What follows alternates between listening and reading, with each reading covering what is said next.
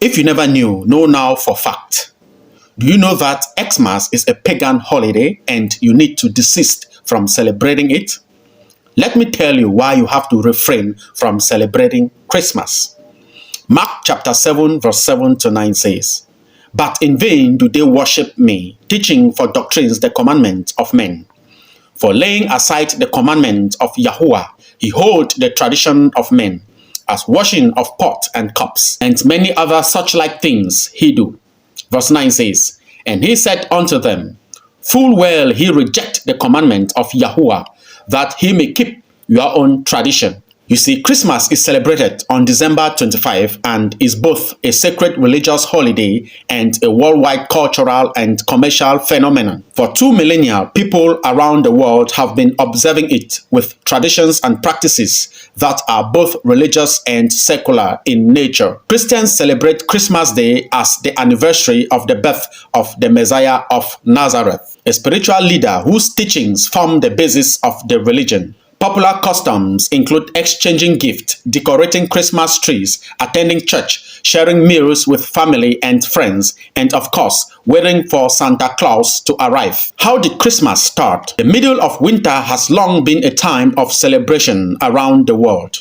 Centuries before the arrival of the Messiah, early Europeans celebrated light and birth in the darkest days of winter. Many people rejoiced during the winter solstice, when the worst of the winter was behind them, and they could look forward to longer days and extended hours of sunlight. In Scandinavia, the Norse celebrated Yule from December 21, the winter solstice, through January, in recognition of the return of the sun. Fathers and sons would bring home large logs, which they would set on fire. The people will feast until the log burnt out, which could take as many as 12 days. The Norse believed that each pack from the fire represented a new pig or calf that will be born during the coming year. The end of December was a perfect time for celebration in most areas of Europe. At that time of the year, most cattle were slaughtered so they would not have to be fed during the winter. For many, it was the only time of the year when they had a supply of fresh meat. In addition, most wine and beer made during the year was finally fermented and ready for drinking. In Germany, people honored the pagan god Odin during the midwinter holiday. Germans were terrified of Odin, as they believed he made nocturnal flight through the sky to observe his people and then decide who would prosper or perish. Because of his presence, many people chose to stay inside. Saturnalia in Rome, where winters were not as harsh as those in the far north. Saturnalia, a holiday in honor of Saturn, a god of agriculture, was celebrated, beginning in the week leading up to the winter solstice and continuing for a full month. Saturnalia was a hedonistic time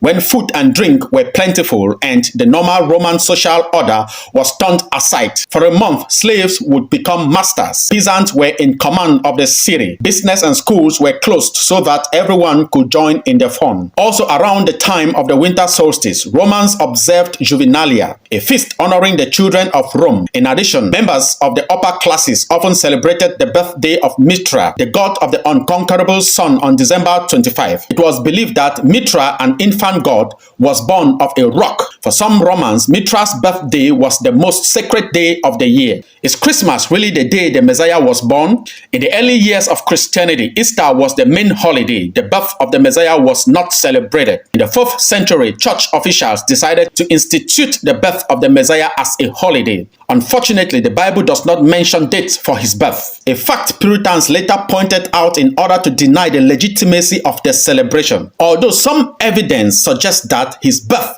may have occurred in the spring, why would shepherds be herding in the middle of winter? Pope Julius I chose December 25. It is commonly believed that the church chose this date in an effort to adopt and absorb the tradition of the pagan Saturnalia festival. First called the Feast of the Nativity, the custom spread to Egypt by 432 and to England by the end of the 6th century. By the end of the 8th century, the celebration of Christmas had spread all the way to Scandinavia. Today, in the Greek and Russian Orthodox churches, Christmas is celebrated 13 to 14 days after the 25th. This is because Western churches use the Gregorian calendar, while Eastern churches use the Julian calendar, which is 13 to 14 days behind the Gregorian calendar. Both Western and Eastern churches celebrate Epiphany or Three Kings Day, 12 days after their own respective Christmases. This is the day it is believed that the three wise men finally found the Messiah in the manger. By holding Christmas at the same time as traditional winter solstice festivals, church leaders increased the chances that Christmas would be popularly embraced, but gave up the ability to dictate how it was celebrated. By the Middle Ages, Christianity had, for the most part, replaced pagan religion. On Christmas, believers attended church and celebrated raucously in a drunken, carnival-like atmosphere similar to today's Mardi Gras. Each year, a beggar or student would be crowned the Lord of Misrule. An eager celebrant played the part of his subject. The poor would go to the houses of the rich and demand their best food and drink. If owners failed to comply, their visitors would most likely terrorize them with mischief. Christmas became the time of the year when the upper classes could repay their real or imagined debt to society by entertaining less fortunate citizens. Some will say it's a time of love and to show love. I bet you. Come to think of it, showing love to one another is a daily and a lifetime attitude, not only on a day, and it is a commandment from the Messiah to his followers. Besides, have you come to realize that there is a lot of wastage on this day, and lot of evil and immoral behaviors are being manifested on this day? People, parents, and family members go an extra mile to borrow money from meetings, jange houses, and even from the banks, just in order to spend on their kids on this day, and yet start working in January in order to repay the debt. Most people that make money on this day are secular businesses and business churches. Most families go abjectly broke after these days.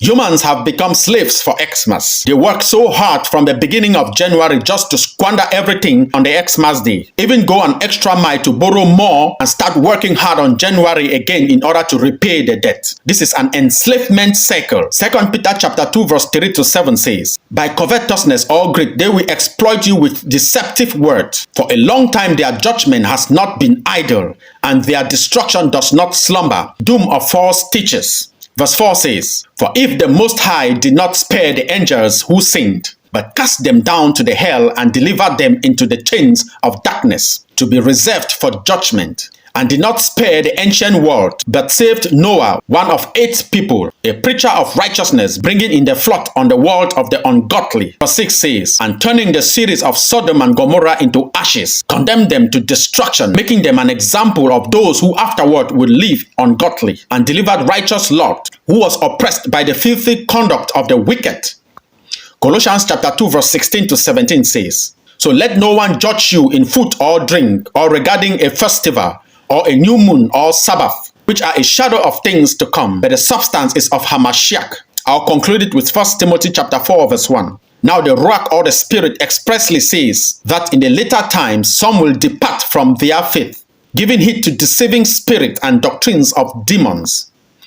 Please be mindful of all of this, and remember, ignorance is not an excuse. Forewarned is forearmed. Goodbye.